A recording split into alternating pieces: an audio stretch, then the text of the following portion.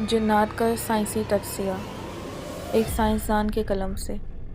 جنات اللہ کی مخلوق ہیں، یہ ہمارا یقین ہے، واق سے پیدا کیے گئے۔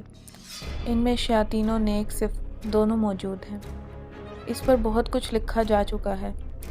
یہ تھریڈ اس بارے میں نہیں ہے۔ یہ تھریڈ جنات کی سائنٹیفک تشریح کے بارے میں ہے۔ کیا وہ ہمارے درمیان ہی موجود ہیں؟ اور زیادہ اہم سوال یہ ہے کہ ہم انہیں دیکھ کیوں نہیں سکتے؟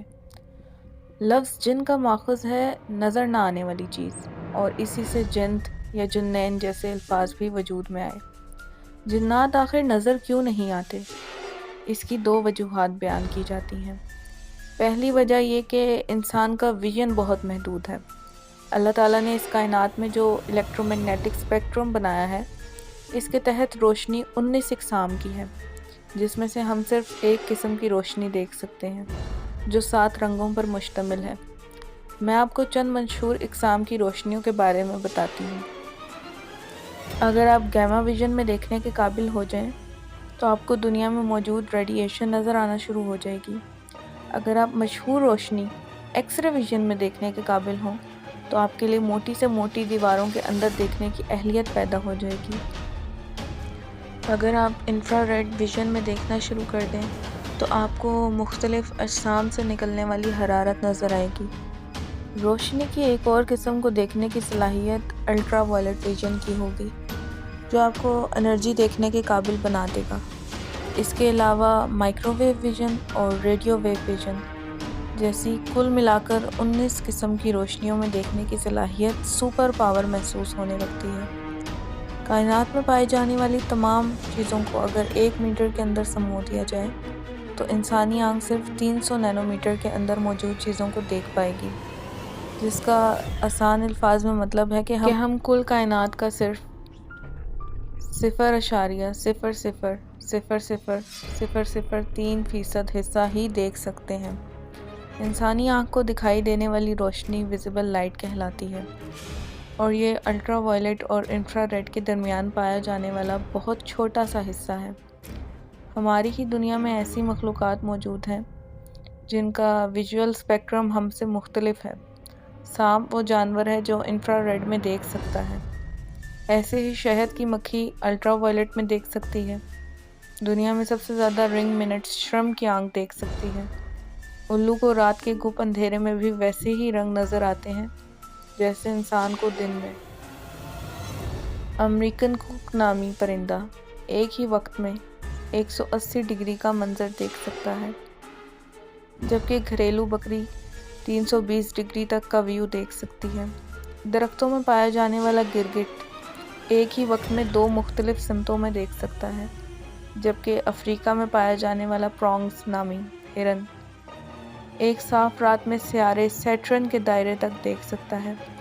اب آپ اندازہ کر سکتے ہیں کہ انسان کی دیکھنے کی حس کس قدر محدود ہے، اور وہ اکثر ان چیزوں کو نہیں دیکھ پاتا جو جانور دیکھتے ہیں۔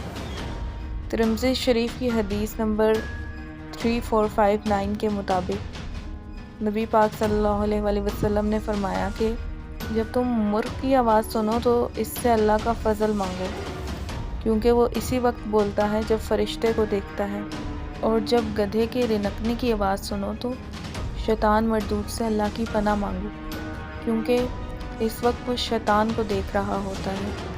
جب میں نے مرغ کی آنکھ کی ساخت پر تحقیق کی تو مجھے یہ جان کر حیرت ہوئی کہ مرغ کی آنکھ انسانی آنکھ سے 2 باتوں میں بہت بہتر ہے۔ پہلی بات کہ جہاں انسانی آنکھ میں 2 قسم کے لائٹ ریسیپٹرز ہوتے ہیں، وہاں مرغ کی آنکھ میں 5 قسم کے لائٹ ریسیپٹرز ہیں۔ اور دوسری چیز فوبیا، جو انتہائی تیزی سے گزر جانے والی کسی چیز کو پہچاننے میں آنکھ کی مدد کرتا ہے، جس کی وجہ سے مرغ ان چیزوں کو دیکھ سکتا ہے جو روشنی دیں اور انتہائی تیزی سے حرکت کریں۔ اور اگر آپ گدھے کی آنکھ پر تحقیق کریں تو آپ دیکھیں گے کہ اگرچہ رنگوں کو پہچاننے میں گدھے کی آنکھ ہم سے بہتر نہیں ہے، لیکن گدھے کی آنکھ میں روڈس کی ریشو کہیں زیادہ ہے، اور اسی وجہ سے گدھا اندھیرے میں درختوں اور سائے کو پہچان لیتا ہے۔ یعنی آسان الفاظ میں گدھے کی آنکھ میں اندھیرے کو پہچاننے کی صلاحیت ہم سے زیادہ ہے۔ البتہ انسان کے سننے کی حس اس کی دیکھنے کی حس سے کہیں زیادہ بہتر ہے۔ اگرچہ دوسرے جانوروں کے مقابلے میں پھر بھی کم ہے۔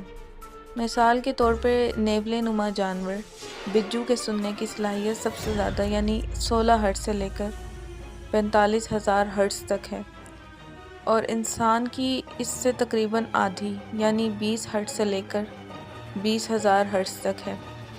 اور شاید اسی لیے جو لوگ جنات کے ساتھ ہوئے واقعات پر رپورٹ کرتے ہیں وہ دیکھنے کے بجائے سرگوشیوں کا زیادہ ذکر کرتے ہیں۔ ایک سرگوشی کی فریکوینسی تقریباً 150 ہرٹز ہوتی ہے، اور یہی وہ فریکوینسی ہے جس میں انسان کا اپنے ذہن پر کنٹرول ختم ہونا شروع ہوتا ہے۔ اس کی واضح مثال ASMR تھراپی ہے، جس میں 100 ہرٹز کی سرگوشیوں سے آپ کے ذہن کو ریلیکس کیا جاتا ہے۔ اس تھریڈ کے شروع میں نے جنات کو نہ دیکھ پانے کی 2 ممکنہ وجوہات کا ذکر کیا تھا، جن میں سے ایک تو میں نے بیان کر دی، لیکن دوسری بیان کرنے سے پہلے میں ایک چھوٹی سی تھیوری سمجھانا چاہتی ہوں۔ سن 1803 میں ڈالٹن نامی سائنسدان نے ایک تھیوری پیش کی تھی کہ کسی مادے کی سب سے چھوٹی اور نہ نظر آنے والی کوئی اکائی ہوگی، اور ڈالٹن نے اس اکائی کو ایٹم کا نام دیا۔ اس بات کے بعد 100 سال گزرے جب تھامسن نامی سائنسدان نے ایٹم کے گرد مزید چھوٹے ذرات کی نشاندہی کی، جنہیں الیکٹرانز کا نام دیا گیا۔ پھر 7 سال بعد ردرفورڈ نے ایٹم کے نیوکلیس کا اندازہ لگایا۔ صرف 2 سال بعد بوہر نامی سائنسدان نے بتایا کہ الیکٹرانز ایٹم کے گرد گھومتے ہیں، اور 10 سال بعد 1926 میں شروڈنگر نامی سائنسدان نے ایٹم کے اندر بھی مختلف اقسام کی انرجی کے بادلوں کو دریافت کیا۔ جو چیز 200 سال پہلے ایک تھیوری تھی، آج وہ ایک حقیقت ہے، اور آج ہم سب ایٹم کی ساخت سے واقف ہیں، حالانکہ اسے دیکھ پانا آنکھ کے لیے آج بھی ممکن نہیں۔ ایسی ہی ایک تھیوری 1960 میں پیش کی گئی، جسے اسٹرنگ تھیوری کہتے ہیں۔ اس کی ڈیٹیلز بتانے سے پہلے میں ایک بات کی وضاحت کرنا ضروری سمجھتی ہوں۔ انسان کی حرکت آگے اور پیچھے، دائیں اور بائیں، اوپر اور نیچے ہونا ممکن ہے، جسے 3 ڈائمینشنز یا 3D کہتے ہیں۔ ہماری دنیا یا ہمارا عالم انہی 3 ڈائمینشنز کے اندر قید ہے، ہم اس سے باہر نہیں نکل سکتے۔ لیکن اسٹرنگ تھیوری کے مطابق مزید 11 ڈائمینشنز موجود ہیں۔ میں ان 11 کی 11 ڈائمینشنز میں ممکن ہو سکنے والی باتیں بتاؤں گی۔ اگر آپ پہلی ڈائمینشن میں ہیں تو آپ آگے اور پیچھے ہی حرکت کر سکیں گے۔ اگر آپ دوسری ڈائمینشن میں داخل ہو جائیں تو آپ آگے پیچھے اور دائیں بائیں حرکت کر سکیں گے۔ تیسری ڈائمینشن میں آگے پیچھے، دائیں بائیں اور اوپر نیچے کی طرف حرکت کر سکیں گے، اور یہی ہماری دنیا یا جسے ہم اپنا عالم کہتے ہیں۔ اگر آپ کسی طرح سے چوتھی ڈائمینشن میں داخل ہو جائیں تو آپ وقت میں بھی حرکت کر سکیں گے۔ پانچویں ڈائمینشن میں داخل ہونے پر آپ اس عالم سے نکل کر کسی دوسرے عالم میں داخل ہونے کے قابل ہو جائیں گے، جیسا کہ عالم ارواح۔ چھٹی ڈائمینشن میں آپ 2 یا 2 سے زیادہ عالموں میں حرکت کرنے کے قابل ہو جائیں گے، اور میرے ذہن میں عالم اسباب کے ساتھ عالم ارواح اور عالم برزخ کا نام آتا ہے۔ 7ویں ڈائمینشن آپ کو اس قابل بنا دے گی کہ اس عالم میں بھی جا سکیں گے جو کائنات کی تخلیق سے پہلے یعنی بگ بینگ سے پہلے کا تھا۔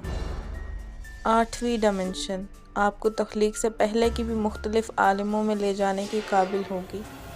9ویں ڈائمینشن ایسے عالموں کا سیٹ ہوگا جن میں سے ہر عالم میں فزکس کے قوانین ایک دوسرے سے مختلف ہوں گے۔ ممکن ہے کہ وہاں کا ایک دن ہمارے 50,000 سال کے برابر ہو۔ اور آخری اور 10ویں ڈائمینشن، اس میں آپ جو بھی تصور کر سکتے ہیں، جو بھی سوچ سکتے ہیں، اور جو بھی آپ کے خیال میں گزر سکتا ہے، اس ڈائمینشن میں وہ سب کچھ ممکن ہوگا۔ اور میری ذاتی رائے کے مطابق جنت شاید اس ڈائمینشن سے بھی ایک درجے آگے کی جگہ ہے، کیونکہ حدیث قدسی میں آتا ہے کہ جنت میں میرے بندے کو وہ کچھ میسر ہوگا جس کے بارے میں نہ کبھی کسی آنکھ نے دیکھا، نہ کبھی کان نے اس کے بارے میں سنا، اور نہ کبھی کسی دل میں اس کا خیال گزرا۔ اور دوسری جگہ یہ بھی آتا ہے کہ میرا بندہ وہاں جس چیز کی بھی خواہش کرے گا وہ اس کے سامنے موجود ہوگی۔ بالیقین جنات ہم سے اوپر کی ڈائمینشن کے بینگز ہیں، اور یہ وہ دوسری سائنٹیفک وجہ ہے جس کی بنا پر ہم انہیں دیکھ نہیں سکتے۔ ان 10 ڈائمنشنز کے بارے میں جاننے کے بعد آپ یہ سمجھ سکتے ہیں کہ جنات کے بارے میں قرآن ہمیں ایسا کیوں کہتا ہے کہ وہ تمہیں وہاں سے دیکھتے ہیں جہاں سے تم انہیں نہیں دیکھتے، یا پھر عفریت اتنی تیزی سے سفر کیسے کر سکتے ہیں؟ جیسے سورہ سبا میں ذکر ہے کہ ایک عفریت نے حضرت سلیمان کے سامنے ملکہ بلقیس کا تخت لانے کا دعویٰ کیا تھا، یا پھر کشش ثقل کا ان پر اثر کیوں نہیں ہوتا اور وہ اڑتے پھرتے ہیں، یا پھر کئی دوسرے سوالات جیسے عالم برزخ جہاں روحیں جاتی ہیں، یا عالم ارواح جہاں تخلیق سے پہلے اللہ تعالیٰ نے تمام ارواح سے عہد لیا تھا کہ تم کسی اور کی عبادت نہیں کرو گے اور سب نے ہوش میں اقرار کیا تھا، یا قیامت کے روز دن کیسے مختلف ہوگا، یا شہداء کی زندگی کس عالم میں ممکن ہے۔ ان تمام عالموں یعنی عالم برزخ، عالم ارواح یا عالم جنات کے بارے میں تحقیقی طور پر سوچنا ایک بات ہے، لیکن جس چیز نے ذاتی طور پر میرے دل کو چھوا وہ سورہ فاتحہ کی ابتدائی آیت ہے، الحمدللہ رب العالمین۔